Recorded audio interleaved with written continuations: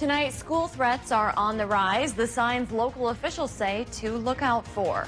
Plus, jurors heard opening statements in the trial of former officer Kim Potter, what both sides had to say. And a $7 billion surplus is top of mind for Minnesota lawmakers, how they want to spend the money. From CBS3 Duluth, this is the CBS3 News at 6. Good evening, I'm Kristen Bakke. Thanks for joining us. Briggs is on assignment tonight. Before the fatal shooting at a Michigan high school last week, there were signs something wasn't right. Since then, students at several other schools across Minnesota and Wisconsin, including Onalaska and in the Twin Cities, have spotted those warning signs too. Administrators there making the choice to move to distance learning or cancel class. With many parents worried it could happen closer to home, CBS 3's Rob Coles joins us now. Rob, you sat down with a Superior School Resource Officer today to learn what signs they and their students should be looking out for. Yeah, now, first of all, police say they are not seeing a rise in violence within Superior School District right now, but they are actively working to prevent it. They say due to the nature of school violence, they don't use a profile to determine if someone is a threat, but rather focus on an individual's behavior.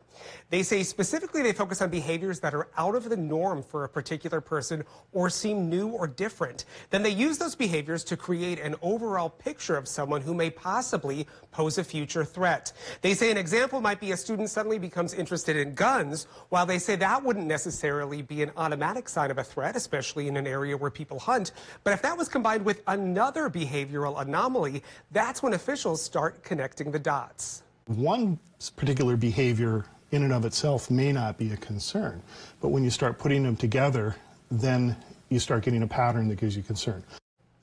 They recommend students and parents report a concerning behavioral change in another student to school officials. But police recognize that can be hard, especially for students. That's why Wisconsin created a statewide reporting system called Speak Up, Speak Out, an online reporting system. And speaking of online, experts also suggest keeping a close eye on social media posts and reporting anything that could appear threatening. Officer Kendall says, though Superior Police are focusing on preventing violence, they have a police presence in schools and are trained on how to handle violence if it does happen. And Rob, I understand they also have several ways to keep students safe in case of an emergency. This is certainly a scary thing to think about, but so important to be aware of and to know the signs. Rob Coles reporting live for us in studio. Thanks, Rob. Thanks. A Coleraine man is charged after authorities say he rammed into a squad car during a high-speed chase, sending a deputy to the hospital. John Ryan faces 10 counts, including second-degree assault, fleeing police, and criminal property damage, all felonies. According to court documents, the 31-year-old made several 911 calls Monday morning. Dispatchers described them as paranoid. They asked Ryan, who was driving in Cohasset at the time, if he would pull over and talk to a deputy. Ryan said no, and that he didn't know what he would do to the deputy. Eventually, a pursuit began on County Road 139. Ryan crashed into Itasca County Deputy Derek Hansen's squad near Morse. Hansen was hospitalized with non-life-threatening head and neck injuries. Ryan had minor injuries. Authorities say Ryan had a scale on him and a blood sample was submitted to the BCA. Ryan was civilly committed for mental health issues until June. No word when he will be back in court. Authorities are still searching for a missing Grand Lake Township man tonight. They've been combing the area near William Terry's home on Mungershaw Road since Monday, when he was first reported missing. The 60-year-old was last seen on November 27th. He's white, 6'1", 205 pounds, with shoulder-length brown hair and a beard. If you know where he is, call 911.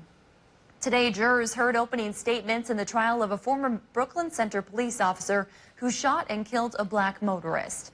Kim Potter is facing first and second-degree manslaughter charges for shooting and killing Dante Wright during a traffic stop back in April after mistaking her gun for a taser.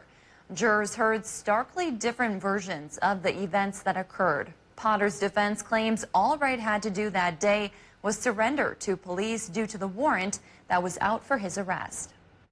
The language was direct, it was clear, it was unmistakable. And all Mr. Wright had to do was stop. Meanwhile, the prosecution argued Potter violated her training and her 26 years of experience as a police officer. This case is about an officer who knew not to get it dead wrong, but she failed to get it right. Eldridge added, Potter carried her weapons the same way every day. Taser on the left, firearm on the right, the gun on her dominant side. A Minnesota lawmaker is pushing to protect the Native American community from sexual violence. Senator Tina Smith introduced a bill today to expand tribal jurisdiction for sexually violent crimes. The bill would allow tribal courts to prosecute non-Native offenders who commit sexual or domestic crimes on Native land. Nearly 80% of Native women experience violence in their life. Smith says there is a lack of accountability when it comes to these types of cases in federal court. Most of this violence is inflicted on Native women by non-tribal members or interracial members, and there is virtually no justice that is delivered. Smith says these cases often move to federal court, where 67% of the time no charges are brought. The bill's first hearing was today on the House floor. Dave joins us now for a first look at the weather. Dave, not a bad day out there today. It sounds like it might just get better. Sunny but brisk, Yeah. and better, of course, is always in the eye of the beholder. That's true. We are going to warm up tonight. Temperatures will get milder for almost a week, but we've got an Alberta clipper coming our way from the west, and so that's going to make it cloudy again. And there's a decent chance for a little bit of snow tonight, 30% shot, and a 60% chance tomorrow. Should be light snow for most of us, but folks in Cook County, Minnesota, again, will be under the gun. They'll be facing a winter weather advisory on Thursday from about 4 o'clock in the morning to 10 p.m. tomorrow night. And if most of us get an inch or two, they could double that and go towards 4+ inches in that neck of the woods. So here's a look at our short-term forecast. 30% chance for snow begins in our area after midnight. Low temp warms up to about 20 above rather than 20 below like the other morning there, eh, Kristen? 30 will be the high tomorrow, and that's warmer than normal by about 3 degrees. 60% snow chance Thursday. Will that spill into Friday? I'll let you know which way that goes coming up in a few more minutes. Thanks, Dave. Today, Minnesota lawmakers are trying to figure out what to do with more than $7 billion. That's after Governor Walz announced yesterday the state is projecting a huge budget surplus. Today, our reporter Quinn Gorham heard from local state lawmakers from both parties about where they hope the money goes.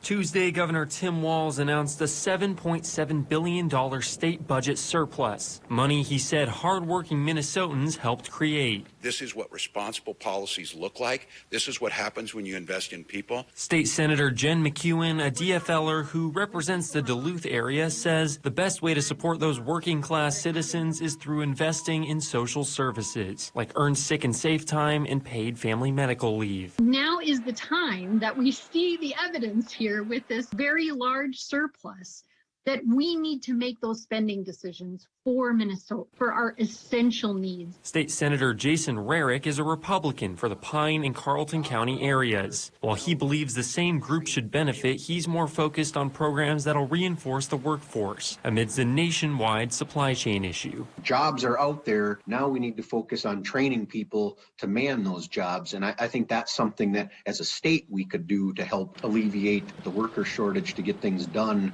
Rarick says the surplus eases some of his concerns about economic instability coming from pandemic restrictions on businesses, but he's not ready to completely abandon the idea. There are many areas that they saw things continue to go well, but I think our small rural communities were really hit hard because they didn't have some of those businesses that remained open that helped keep their economy rolling. McEwen believes the surplus is a sign those bigger businesses received too much aid, while smaller ones fell by the wayside. Those corporations and individuals have gained so much from the labor of workers in our society, from our infrastructure, from all the things that we provide as a society, and they need to pay a fair amount of tax. Despite their differences, both hoping this huge amount of money will only improve Minnesota.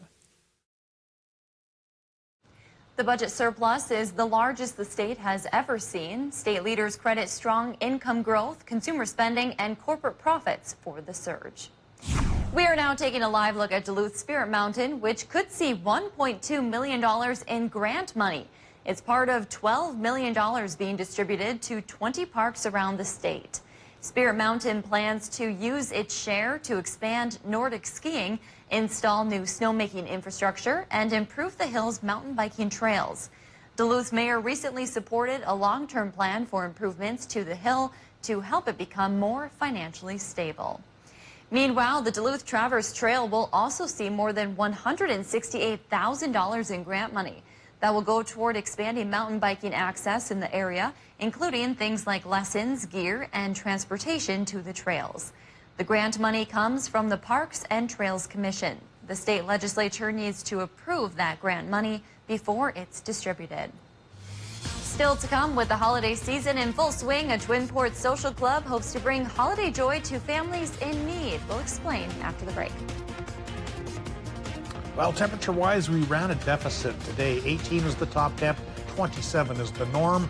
Tomorrow we say, hello, norm. We go back that direction, maybe even a hair warmer, which is a sign of trends to come. By next week this time, we could be warm enough for rain.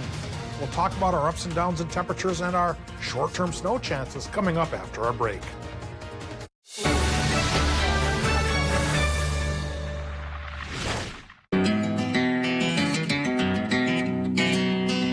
It's a new day, things are gonna change. It's a new day, things are gonna change.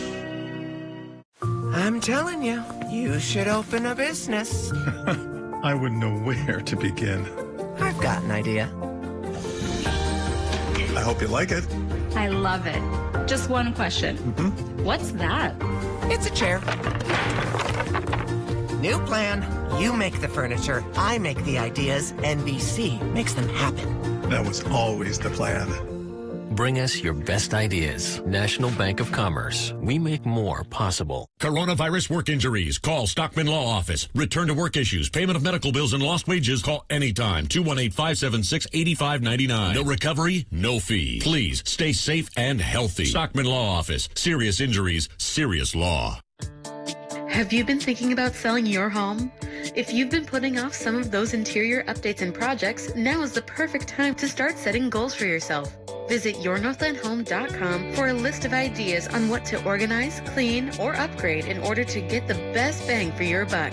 Inventory is low and buyers are still in the market, which makes now a great time to sell. If you'd like more guidance on how to get your home ready to list, schedule a private consultation with the JS Realty team today. At this most magical time of year, we at Reliable Insurance would like to wish you all a Merry Christmas and remind you that Reliable Insurance and our staff are here for all of your insurance needs. On behalf of Reliable Insurance Agency, I would like to take this opportunity to thank all of our customers and wish all of you a prosperous year to come. From our Reliable family to yours, have a very happy and safe holiday season.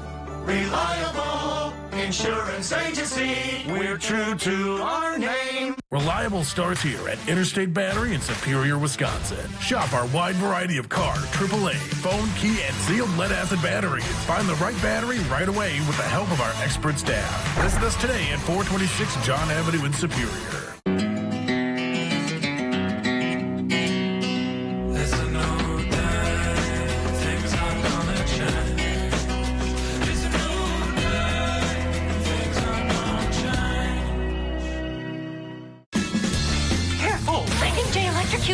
Oh, he's fine. Ben Franklin used to do the same thing all the time for attention.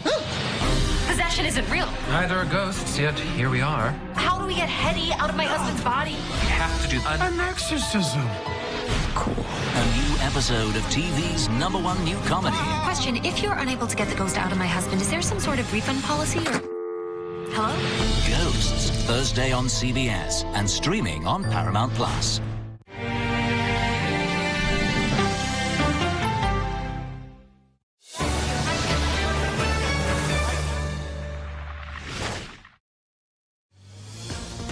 Now, the CBS3 Duluth WeatherMax forecast with meteorologist Dave Anderson. Alberta Clipper is coming our way from the west, and for most of us, it'll do what clippers usually do, just bring an inch or two of snow. Though there is a pretty good chance folks in Cook County again could get more snow than anybody else. So winter weather advisory tomorrow morning starting at 4 o'clock till 10 o'clock tomorrow evening for folks along the shoreline of Cook County, Minnesota. I'll show you a chart on how much snow we're expecting coming up here in just a bit. But right now, we'll show you the current conditions from Duluth International. Relative humidity, 71%. South winds going 9 miles per hour. That's going to help warm us up. Instead of being bitterly cold like the past couple of mornings, we're going to enter a fairly mild period for just about the week ahead. Air pressure right now, 29.95 inches of mercury. Right in the middle between high and low. Should become low, though, as that Alberta Clipper low pressure system brings us a snow chance later on tonight through Thursday, giving way on Friday. Current temperatures in the Upper Peninsula include 17 for Ironwood. Northern Wisconsin numbers, they're just a little bit warmer, running 18 to 20. Most towns at 18 at the moment. Superior's at 20. Cloquet's down to 18, but Moose Lake's still 21.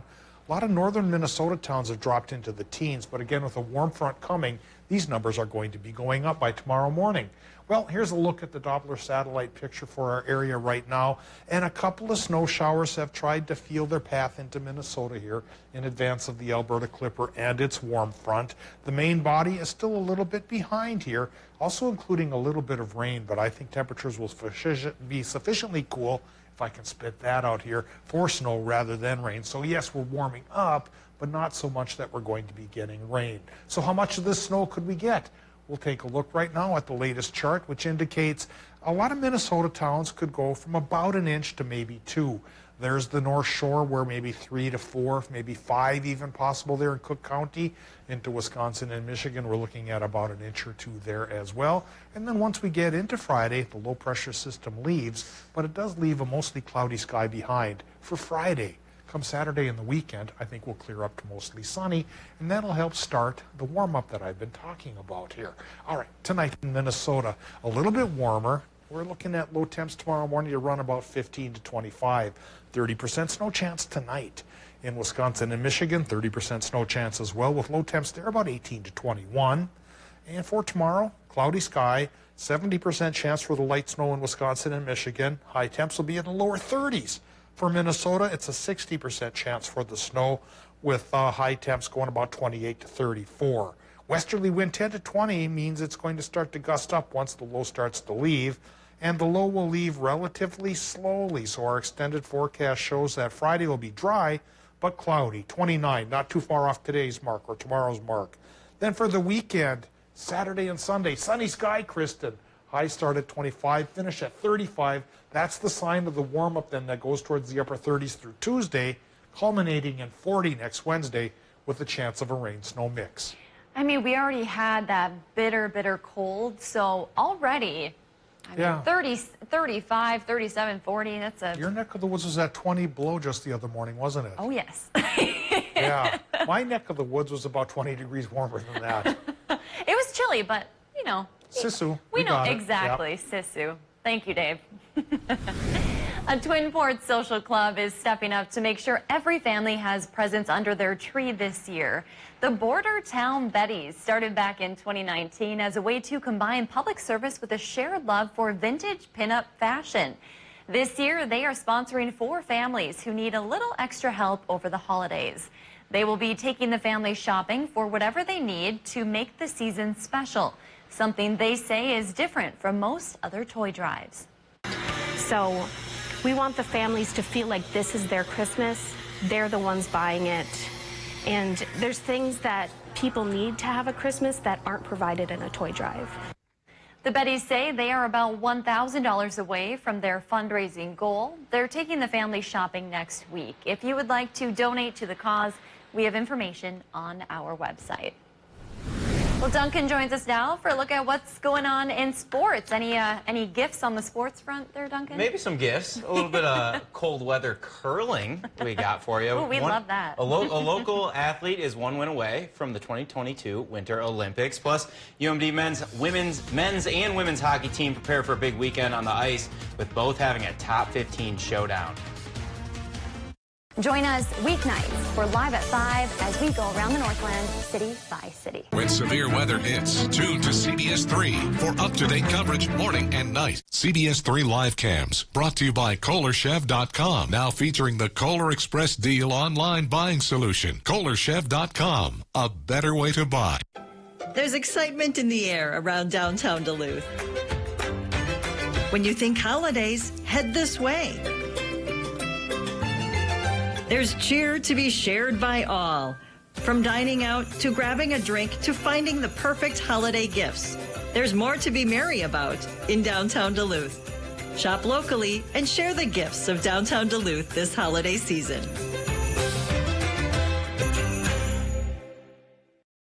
Tackle tough jobs with Bosch Power Tools and accessories from Menards. From the workshop to the job site, Bosch packs the performance you need to get the job done right with a huge selection of over 500 Bosch Power Tools and accessories. That's why Bosch is the choice of pros. The 18-volt impact driver and 18-volt drill kits are on sale for $89 each. Plus, a Menards gift card is always a great gift idea.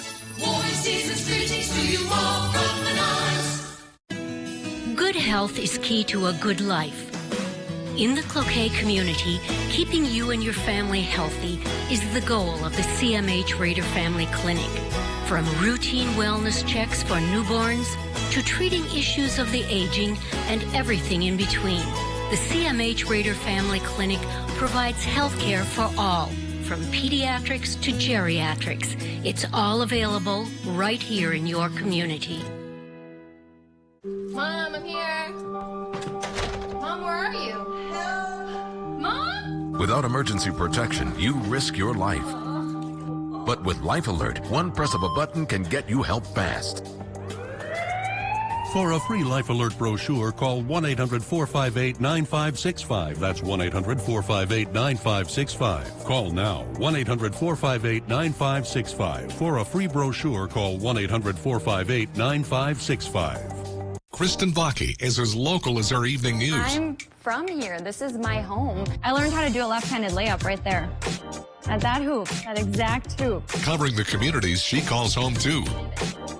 You know, there's nothing phony about it. That's who she is. She's just a natural at it, so I enjoy watching her because she's so good at what she does. Leaders at Hibbing and Taconite are scrambling at the Menorca Mining, family heritage, and iron mining history. For everything local, watch Kristen Bakke on Live Local CBS3.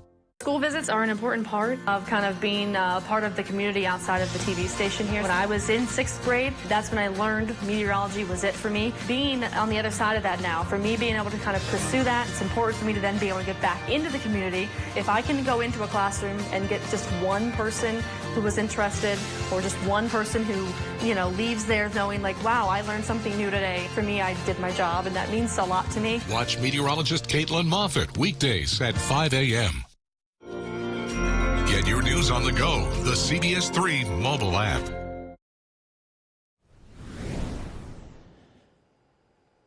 For the first time this season, the UMD men's hockey team will look to rebound from a sweep. The Dogs, down 5 starters, including their top 2 goaltenders, were dealt some major adversity against Northern Michigan this past weekend. And now they welcome in a red-hot Denver team to Amsoil Arena on Friday and Saturday. The good news for UMD is that they'll be getting some guys back, including Ryan Fanti, who returned to practice yesterday after a bout with COVID-19. The only player that remains day-to-day is defenseman Louis Rail. Regardless of the shuffling of the lineup, though, they say they can't have any, quote, passengers on their team if they want to get where they believe they can go. You know, I think it humbled us a little bit, which is good early in the season. We were number 1 at that time, and a hungry team that worked harder than us kind of came out and took it to us. So we kind of got to get back to how we were playing early in the year when we were building up to get to number 1 and just be hungry on pucks, winning battles, and outworking teams. Probably more disappointing than the 5-1 loss was that we didn't have guys step up and fill that void and carry the weight a little bit more. You know, when you're missing some key guys, it's an opportunity for other guys to play, and then there's an opportunity for other guys to step up and do a little bit more. The 5th-ranked Bulldogs drop the puck against 11th-ranked Pioneers on Friday night at 7. Denver, they come into this one on a 6-game winning streak. And staying in the state of hockey, the UMD women are back on the road where they are heading to Ritter Arena, which belongs to the Minnesota Golden Gophers. So you know this WCHA matchup, it's going to be a good one. Both of these Minnesota-rooted hockey squads met up in early October where they split the series and the Bulldogs snatch an overtime win. The Gophers come into this one feeling extra golden after taking 5 of 6 points from the national champs this weekend, the Wisconsin Badgers. While the Lady Dogs have high expectations and strong belief in this weekend's opportunity, head coach Mark Crowell says she sees improvement on all cylinders and that it is evident in the way her team has found a high level of production since their last in-state meeting. We love playing in Minneapolis. It feels a little bit like a home game with all the families and friends that are down there for us. Generally a track meet type of game, up and down, a little bit more, a little different than Ohio State style. It's always a fun game. It's always back and forth. Very competitive on both sides. There's chirping happening, the game is just so intense and it's so much fun as a player, so I think we're all just looking forward to that intensity. Puck drops in part 1 of the Bulldog Gophers series on Friday night at 7:01 in the Twin Cities. And switching gears to curling, where Duluth native Chris Plies is 1 win away from heading to the upcoming Beijing Olympics. Him and his partner Vicky Persinger will be in the mixed doubles qualification final tomorrow at noon in the Netherlands with a trip to the 2022 Winter Olympics on the line. I've never done it before. Curling? No, Oh. I've never done it. It's the first time you do it. So you've done it? Yes, Okay. yes. We had to do it in high school. Okay, yeah, I'm surprised. Very, yes. But the first time you do it, you just have to be careful on the ice. So many people think it's not going to be slippery for some reason. Yeah, it ice is slippery. very slippery. It's fun, though. I'm sure. We got to try it. I'm sure. Yeah. Jared Allen did it, so maybe You I can do it. Yeah. If Jared Allen can do it, you can do it. I got it. Thanks, Duncan. Tonight on the CBS3 News at 10, the Disabled American Veterans of Carleton County group says they are dealing with a donation problem. During the holidays, they set out green bins around the community hoping to collect donations. But they say this year their bins are filling up with literal trash. Tonight at 10, we'll hear from the group's message and what they want to say to the community. Well, and a heads up to last-minute shoppers, if you are still looking for that perfect gift for the beer drinker in your life, we have got you covered. A popular light beer company is taking Christmas to the next level with drinkable ornaments. Miller Lite drinkers can now take a sip of an ice-cold beer in their new Beer-naments. The Miller Lite ornaments come in a set of 6 and snap around an 8-ounce can. They'll set you back a little under 20 bucks. They're cute, though. Aren't they? 8 ounces, huh? Not enough. Not quite. Those little grenades are fun once in a while. Let's get a quick look at our 7-day forecast. We do have light snow coming our way for Thursday, 60% shot, but it should ease up and go away once we get towards Friday and especially the weekend with some sunshine. All right. We'll see you at 10 o'clock.